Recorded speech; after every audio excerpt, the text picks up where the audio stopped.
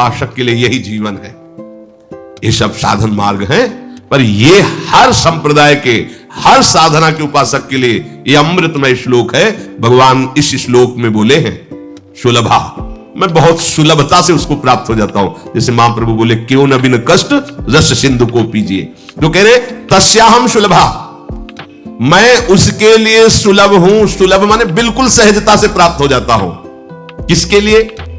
बोले अनन्य चेता सततम यो माम स्मरत नित्यशः, जो मेरा अनन्य चिंतन करता है, नित्य निरंतर चिंतन करता है, बस यही जीवन का लक्ष्य रहा है।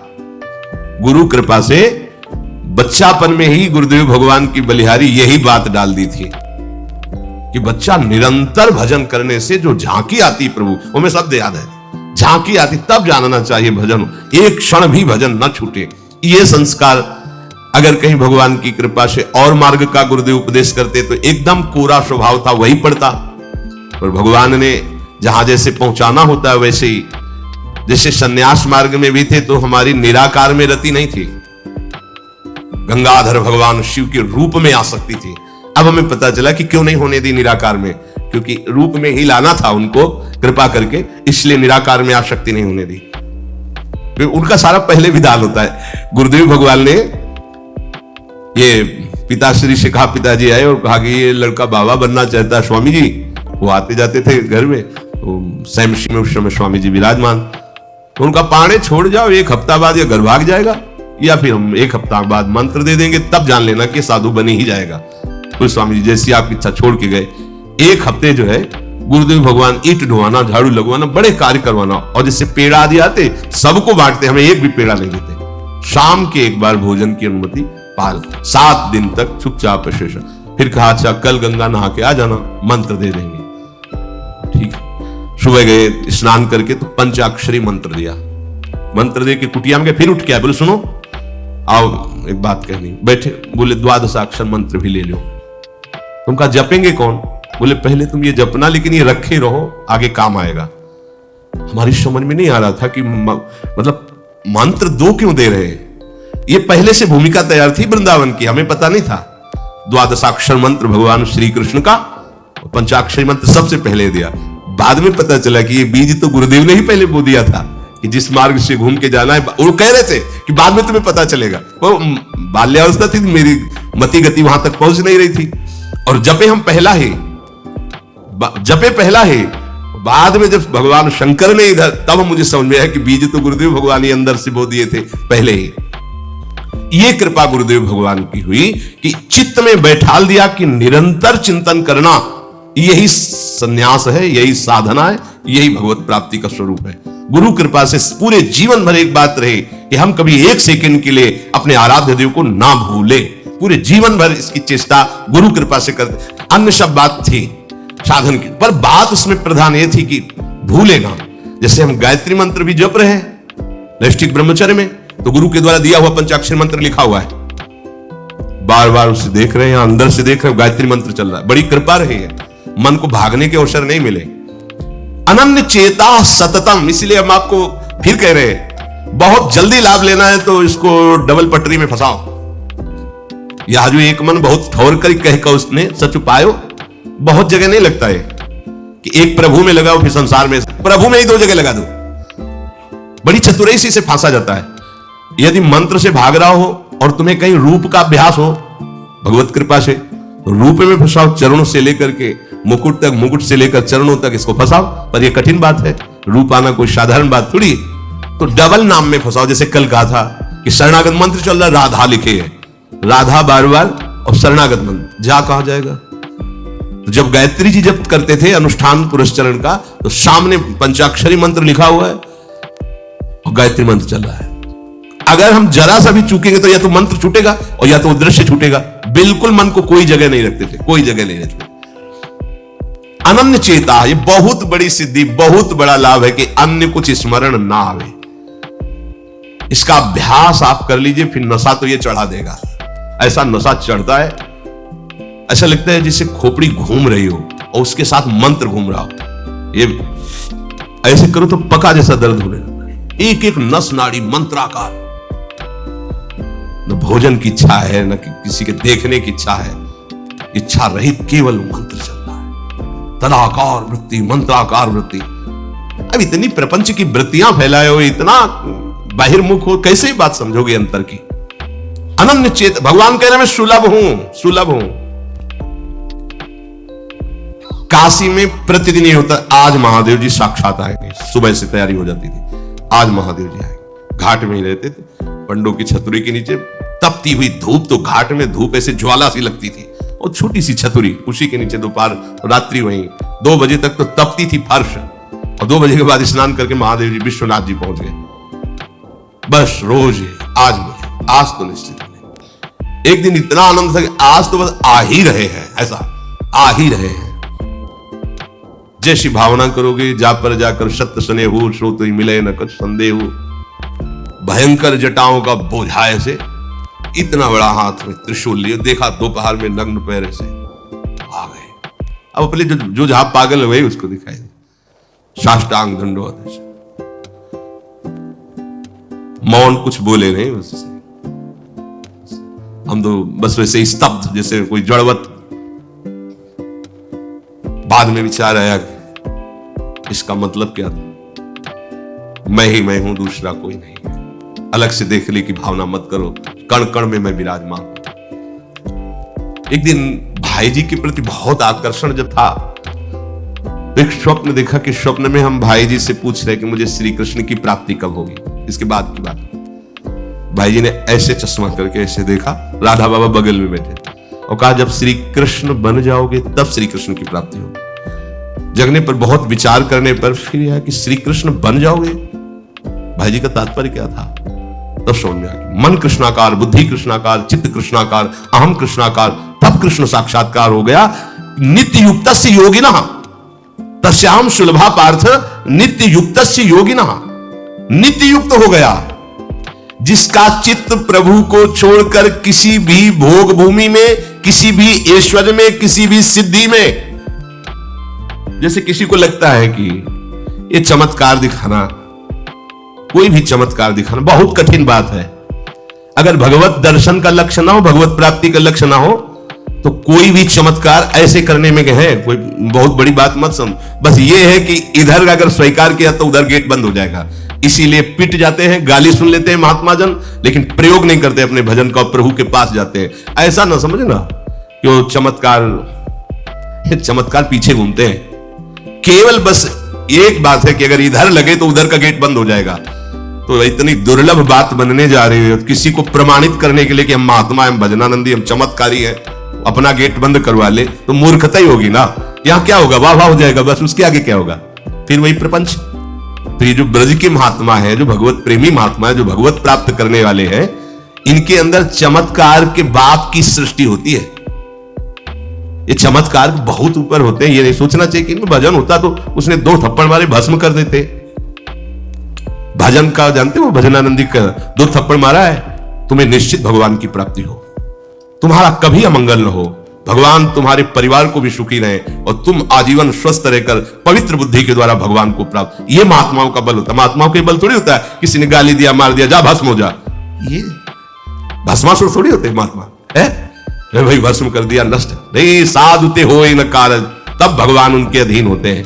ये चमत्कार, ये ना सोचो कि भजन करते होते तो फिर चमत्कार, या ये गाड़ी घोड़ा रुपया पैसा चमत्कार, ये पापियों के पास भी है। ये तो प्रारब्ध का खेल है, प्रारब्ध बदला, ऐसे से ऐसे हो गया, इनका कोई महत्व नहीं है। महत्व है नित्य युक्तस्य योगिनः। तुम्हारा चित्त निरंतर आराध्य देव में युक्त है कि नहीं? किसी भी ऐश्वर्य, किसी भी भूमि, किसी भी पद का कोई भी संबंध, आश्रय, चिंतन नहीं। यह हुआ आनंद चेता। जैसे पतिव्रता स्त्री का मन केवल पति के ही सुख में निमग्न रहता है, पति का चिंतन, पति की बातें, पति वो उसी में मगन रहती है। पति के सिवाय उसके मन में अन्य किसी पुरुष का राग पूर्वक चिंतन कभी होता ही नहीं। जैसे शिष्य का गुरु के सिवाय कहीं चिंतन नहीं होता। पतिव्रता पत्नी का मन, प्राण, तन सब पति के ही सेवा में, चिंतन में, मनन में। जैसे शिष्य का गुरु के ही तन, उनकी सेवा में मन, उनके आज्ञा के पालन करने में, एक एक चेष्टा गुरु की प्रसन्नता के लिए, कोई दूसरा इष्ट शिष्य का होता ही नहीं है। शिष्य का कोई दूसरा इष्ट नहीं होता। ऐसे शिष्य को अपने गुरुदेव में ही भगवान का साक्षात्कार हो जाता है, क्योंकि पर्दा हटा तो देख लिया कि प्रिया प्रीतम मुस्कुराते हुए बैठे। श्री भट्ट देवाचार्य जी के पास जब हरिव्यास देवाचार्य जी आए तो कहा, भगवान हम शिष्य बनना चाहते हैं। तो उनका तुम्हें हमारी गोद में कुछ दिखाई दे रहा है? उनका ऐसा में कुछ तो नहीं दिखाई दे रहा है। तो उनका फिर अभी तुम जाओ गिरिराज जी की 12 वर्ष परिक्रमा करो, राधे राधे बोलो 12 वर्ष। ऐसा ही किया। 12 वर्ष बाद फिर आए, अब कुछ दिखाई दे रहा है? बोले भगवान कुछ नहीं दिखाई दे रहा। बोले जाओ फिर 12 वर्ष करो। कह रहे कि जो शिष्य है गुरु के सिवा और कोई इष्ट रहे हैं, उन्हीं का चिंतन, उन्हीं की आज्ञा, तो वही उसको साक्षात्कार हो जाता है। जब 24 वर्ष बाद आज्ञा पालन करके आए तो देखा प्रियालाल गोद में। बोले अब कुछ दिखा है? हाँ। बोले प्रियालाल महाराज जी विराजमान है, आओ। वही महावाणी के रचयिता श्री हरिव्यास देवाचार्य जी गुरु आज्ञा में एक कदम पीछे ने 24 वर्ष गिरिराज जी की परिक्रमा राधे राधे आए नहीं जब तक आज्ञा पालन नहीं हुई। आज्ञा पालन साक्षात्कार करने के बाद मंत्र दीक्षा दी। आज्ञा पालन का फल भगवत साक्षात्कार। जो अन्य तरफ मन ले जाता है, अन्य तरफ अपना भाव ले जाता है, वो अनन्य चेता नहीं कहलाता है। अनन्य चेता को भगवान सुलभ हो जाते हैं। सततम यो माम स्मरति नित्यशः। सततम का अर्थ होता है जब आप होश में हैं तो आपका मंत्र या नाम चल रहा हो। नहीं चल रहा है, अगर चल रहा है तो चल रहा था, नहीं चल रहा तो फिर सतत नहीं था। उसका कारण आपने सोते समय भजन नहीं किया।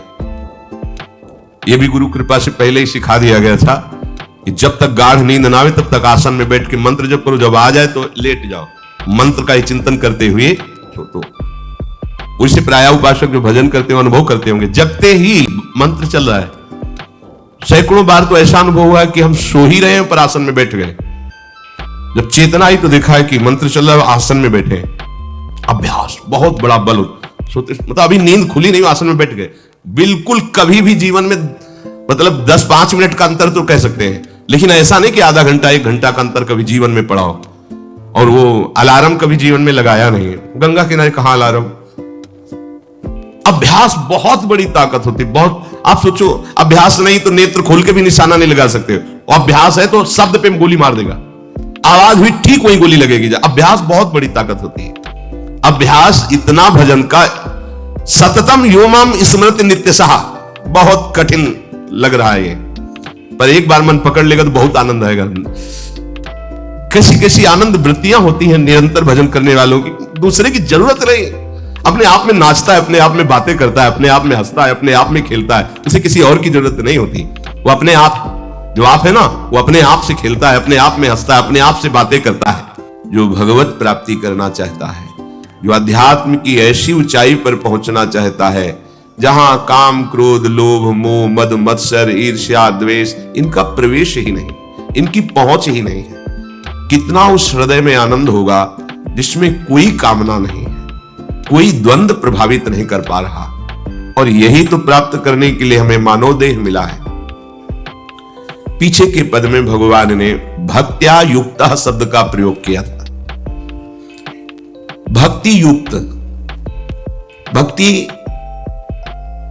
प्रभु के सिवा अन्य कोई हमारा प्रिय न रह जाए, यह है भक्ति की कसौटी।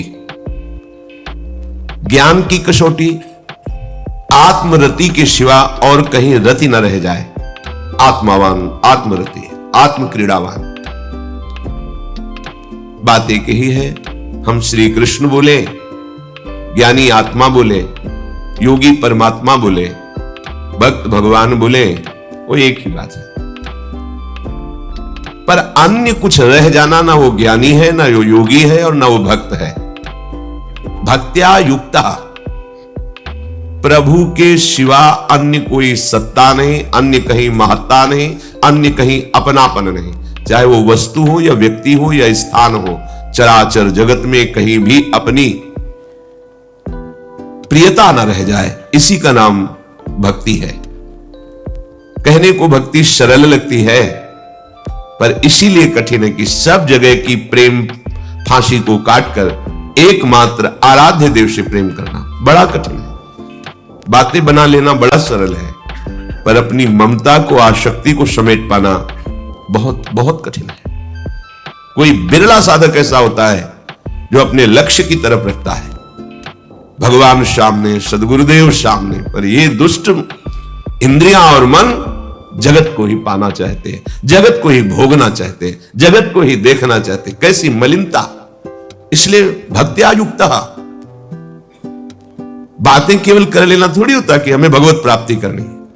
भगवत प्राप्ति करनी है तो इसके मूल में सारी बात आ गई कि अब मुझे और कुछ चाह नहीं रखनी, और कोई कामना की पूर्ति नहीं करनी, और किसी से अपनापन नहीं रखना, मुझे प्रभु चाहिए। ये सावधान हो जाइए, आप एकांत में भी भगवान के सामने हैं, आपको हमारे श्यामा श्याम देख रहे हैं। ऐसी भावना से हर समय सजग रहोगे तो पापाचरण बंद हो जाएंगे। पापाचरण बंद होते ही हृदय प्रभु की तरफ भाग पड़ेगा। प्रभु की तरफ भागना क्या है? प्रतिक्षण उनका गाढ़ चिंतन। फिर किसी सुख की तुम्हें आकांक्षा नहीं करनी पड़ेगी, किसी सुख का तुम्हें अभाव नहीं लगेगा। ए परलोक सकल सुख पावत, मेरी सो भैया कृष्ण गुण संच। तुम्हें मेरी शपथ है, तुम कृष्ण के गुणों का गायन करो, कृष्ण नाम रटो, कृष्ण रूप ध्यान करो। इसका फल होगा प्रियाजू के चरणों में प्रीति। जिसका गोरे चरणारविंद से संबंध है, एक परलोक किसी भी सुख की चाह ही नहीं रह जाती।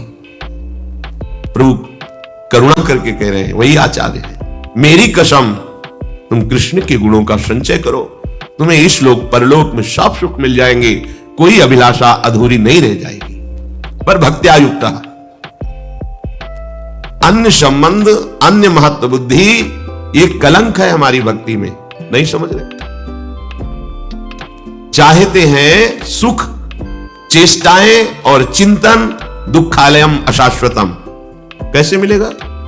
चाहते हो अविनाशी पद और भोग दृष्टि रखते हो विनाशी की, प्रियता रखते हो विनाशी की, गाढ़ चिंतन करते हो विनाशी भोगों का, कैसे अविनाशी पद का अधिकार प्राप्त होगा?